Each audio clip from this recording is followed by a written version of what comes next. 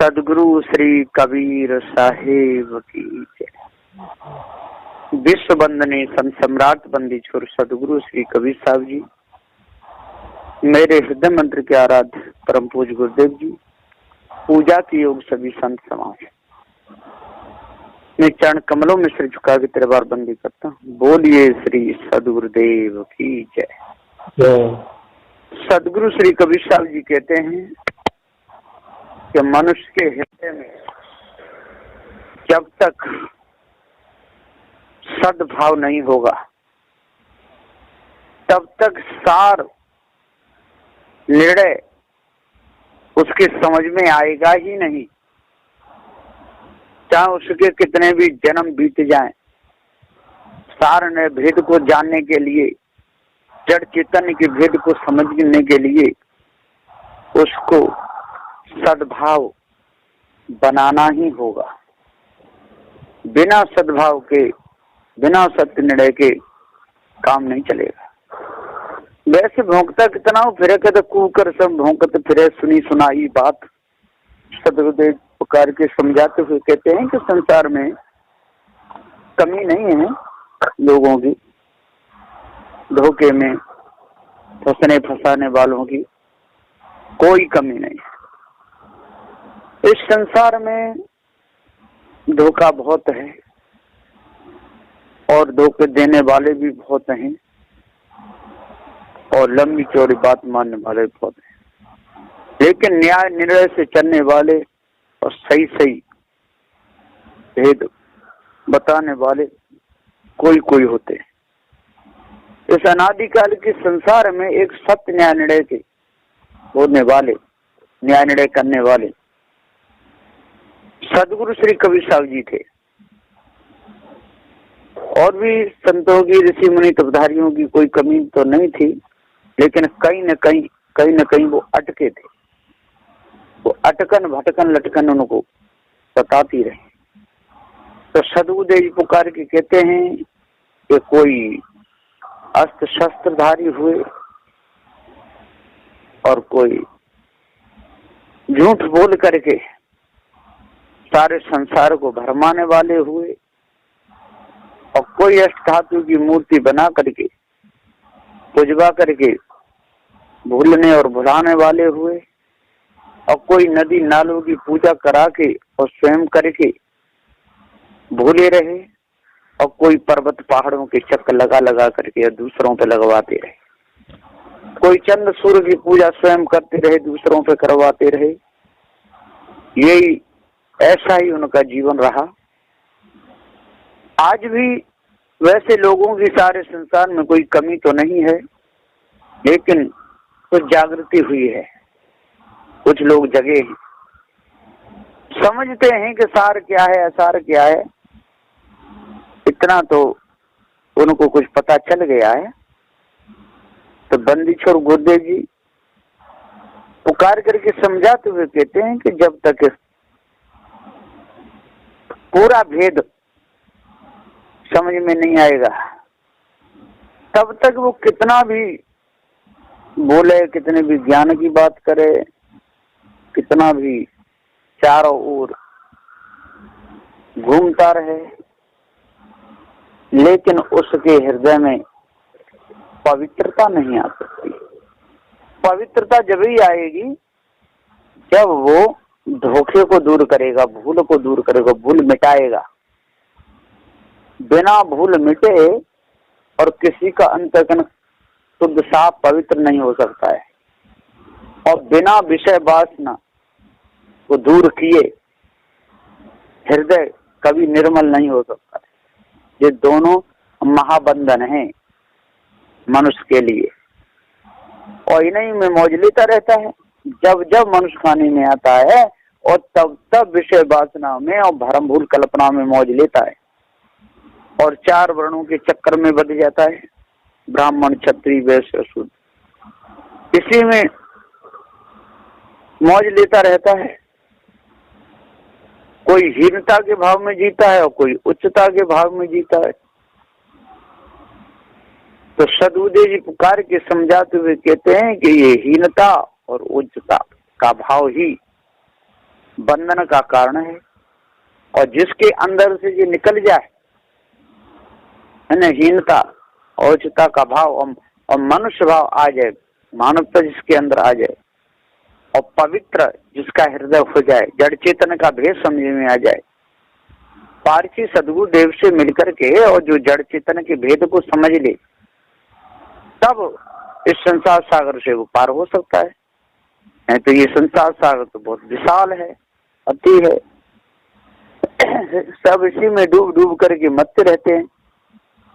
तो सदगुरुदेव जी पुकार के समझाते हुए पुकार के कहते हैं कि जब तक मनुष्य अपने भाव को नहीं समझेगा, अपने निर्णय को नहीं समझेगा, तब तक सदगुरुदेव जी पुकार के समझाते हुए कहते हैं कि सत्य न्याय में नहीं चल सकता है। सत्य न्याय में चलने के लिए, बोध विचार में चलने के लिए, पवित्र भाव में चलने के लिए कभी भी उसको शुद्ध साफ मार्ग मिलेगा ही नहीं। कब तक? जब तक वो धर्म में डूबा रहेगा और विषय वासना में डूबा रहेगा और मोह ममता आसक्ति में डूबा रहेगा, कुटिलता उसके अंदर रहेगी, तब तक उसका शुद्ध मन, पवित्र मन हो ही नहीं सकता है। क्योंकि जितने भी जो कूटे के लोग हुए हैं सारे संसार में, कुटिलता जिनके अंदर रही है, दूसरों को भूलते भुलाते रहे हैं और स्वयं भूले, दूसरों को भुलाए, स्वयं गंदे कर्मों में लगे, दूसरों को दोष लगाए। दूसरों को दोष लगा करके भी मनुष्य सुख से नहीं रह सकता है और स्वयं दोष करके भी सुख से नहीं रह सकता है। सुखी मनुष्य वही है जो निर्दोष हो और पवित्र जिसका हृदय हो और सही से ठीक ठीक न्याय निर्णय की बात कहता हो, किसी की निंदा चुगली नहीं करता हो। निंदा चुगली का मतलब किसको कहते हैं लोग समझते नहीं है ना। कोई गलत कर्म कर रहा है और उसको यदि कोई बता दे कि गलत कर रहा है तो उसको लोग निंदा समझ लेते हैं, चुगली समझ लेते हैं। यही तो उनके समझ लो कि दिमाग का दीवारिया निकल गया और जीवन उनका बेकार है। निंदा चुगली कहते हैं कि जिसने जैसा नहीं किया हो वैसी बात उसकी झूठ बोल करके मिला करके बेचारे को दोषी ठहरा देना, उसको कहते हैं निंदा चुगली। सदगुरुदेव कहते हैं जैसी को तैसी कहे वो तो निंदा ना है। जो जैसा है तैसा कहते हैं वो निंदा कहेगी। अब कोई चोरी कर रहा है और दिख गया अपने घेरा में है और उसको बता दिया देखो ये चोरी कर रहा है, तो वो निंदा तो रही न, वो चुगली। लेकिन उसको लोग कहते हैं कि नहीं, कोई कुछ कह रहा है, कोई अपना कर रहा है, कोई कहना नहीं चाहिए, वो बदमाश है। वो तो बदमाश है ही है जो उनके कर्म कर रहा है, चोरी कर रहा है, हिंसा कर रहा है, व्यभिचार कर रहा है, वो तो महापापी है ही। लेकिन उसके अवगुणों को देख करके छिपाने वाला भी महापापी है, देख करके भी, और वो अनदेखी करता है, बताता नहीं और समझता है कि बताऊंगा तो विवाद बढ़ेगा, बताऊंगा तो एकदम वो हो जाए। तो ऐसा जो मन में जो समझता है और पापियों को पालता रहता है और स्वयं पाप कर्म करता रहता है, वो मनुष्य ठीक नहीं है, वो महादोषी महापापी, उसका अंतःकरण कभी पवित्र नहीं हो सकता।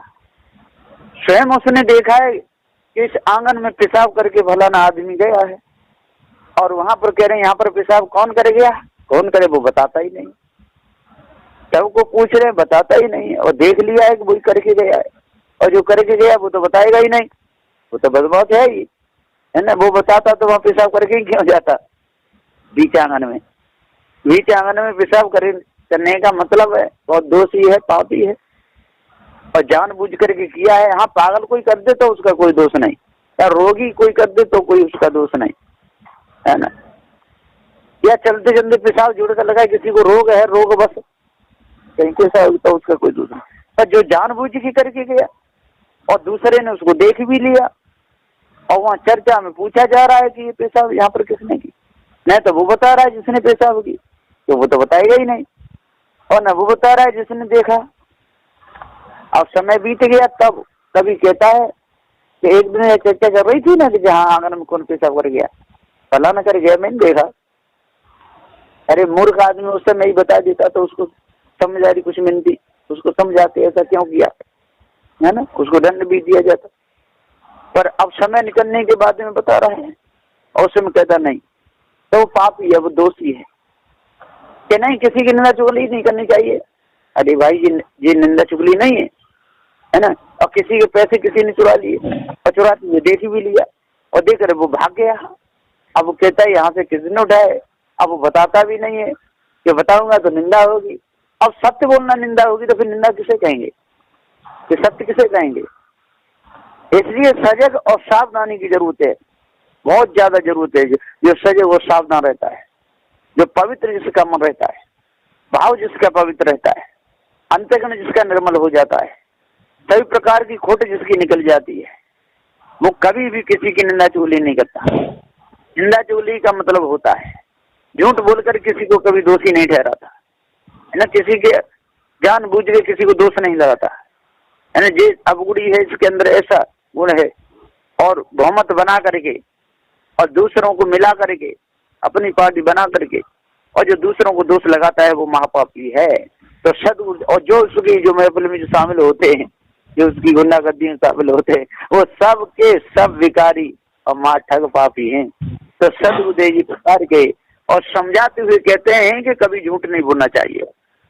एक महामूर्ख एक बार कहता था कि मैंने और शंकर भगवान को और मंदिर में और बोलते हुए देखा, खूब बोले में गया, मेरे से खूब बात हुई, 1 घंटा बात हुई। शंकर भगवान ने मैं गोदी में लिटा लिया और कहा कि 3 साल से तेने मेरी सेवा की है, इसलिए खुश होकर के मैं तुझे दर्शन दे रहा हूँ। और बांध पर्चे भी छपवा दिए, है ना। अब एक बार कोई महात्मा थे, उनके पास बैठा था, उनके बेटा ऐसा तो होता नहीं, बहुत समय हो गया और हम तेरे पास आते हैं और तू हमको क्या मानता है कि हम गुरु के समान मानते हैं।